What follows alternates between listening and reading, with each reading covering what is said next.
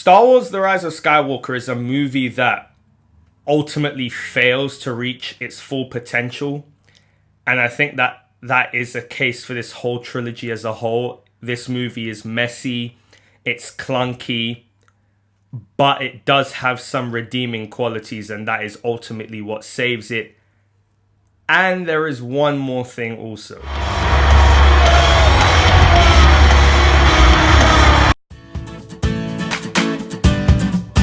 Hello everyone, welcome to my YouTube channel. My name's Cameron Kelly Smith. Be sure to hit that subscribe and notification button to stay tuned on the content I produce each and every week in the world of wrestling and movie related discussions. So Star Wars The Rise of Skywalker, this is the 9th film in the Star Wars film franchise, at least in this Skywalker saga, and obviously the 3rd film of this new trilogy of Star Wars movies.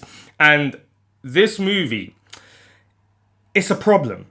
It is a problem. I walked out of this movie going, okay.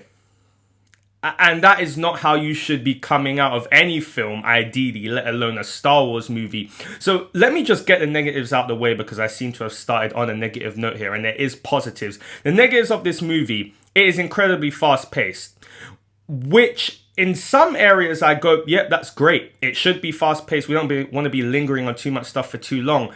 But then also in other ways, it's just going so fast, and things don't have time to sit. You don't have time to feel. You don't have time to really sometimes soak in what's going on. And that does make it a problem. The biggest negative of all that I have with this movie is that it is damage control. It's the cleanup on aisle 7, so to speak. It is J.J. Abrams literally doing damage control and clearing up what at least he considers to be the wrongdoings of The Last Jedi, directed by Rian Johnson. Now, I am not going to blame Rian Johnson for what he did with his movie. He was given the keys to the kingdom. He did what he saw fit. This is just reflective as a whole in regards to the plan that Lucasfilm had. And Kathleen Kennedy being the president of Lucasfilm, I immediately do have to put that blame towards her, so to speak, because this movie makes it abundantly clear that there was no plan for this trilogy. There was no linear story. There was nothing that was being followed through. Now, whether J.J. Abrams knew that he wanted The Rise of Skywalker to be his end destination point when he started The Force Awakens, I don't know. Whether Lucasfilm was aware of that, I highly doubt it. But as a result, he's essentially giving us his version of The Last Jedi as well as The Rise of Skywalker in one movie, and it's just too forced, it's just too rushed. Obviously this is a spoiler review, so for example, to go into a few details about the plot, Palpatine coming back was boring.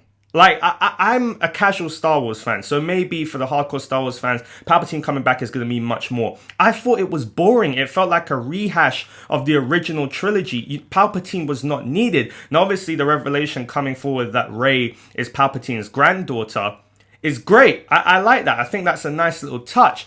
But Palpatine just being in this movie, it just served no purpose. Now, once again, if that is J.J. Abrams having to pull out a trump card because of what Rian Johnson decided to do with Supreme Leader Snoke in The Last Jedi, then, not much can be done. But I would have much preferred to see Snoke be the main villain throughout this trilogy rather than revisiting Palpatine, because he just doesn't feel needed. I think that Kylo Ren does ultimately have a beautiful arc in this movie.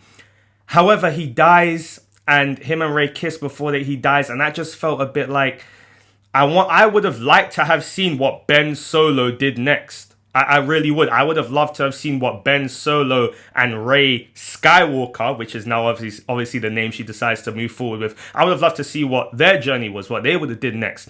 However, obviously that won't happen. I think Rey's character arc in this movie is great. It was really enjoyable. It was really interesting. It was fun. Those are the only 2 characters in this whole entire movie that change. The only 2. Poe may as well not be in this movie. Finn may as well not be in this movie. They bring us some new characters in this movie that you really do not care about, in my opinion anyway. I think that Finn started off... The Force Awakens, just, to make you aware, is my favourite Star Wars movie. And they started something off with Finn where you didn't know where it was leading. It was he a Force user? Was he this? Was he that? And I feel like they just completely abandoned him. Poe, they completely abandoned him. And we're just left with a movie where, Star Wars movies have this thing where they It starts with them trying to find a certain thing or someone, and then move from there, finding another thing or someone that eventually leads them to their end destination. But within that journey, you have different things coming out. You have different character arcs. You have characters who are ultimately changing, and that's what's missing from this film. In regards to some positives, I would say Daisy Ridley's performance, tremendous. I think that she is just a great actress, and I really enjoyed her in this role. I'm struggling to fish for positives. And honestly, I did like this movie. I did. I didn't hate it. I didn't dislike it. I liked it. But looking back, even after leaving the cinema, I'm trying to think of more positives. The music is great. I think that the relationship between Kylo Ren and Rey is really great. But once again, they don't really explain how their relationship is so strong. What causes them to be so close to each other and to really understand each other. And I think that ultimately, the ending of this movie is really beautifully done. But I think in that end, when Rey buries those two lightsabers, I think, when watching that, I just go, Star Wars just really needs to move on to something new. Now, whether that be an Old Republic thing, which is not exactly new, or just doing something completely different, we just need to move on to somewhere new. But we need a plan. Listen, I'm a big Marvel guy.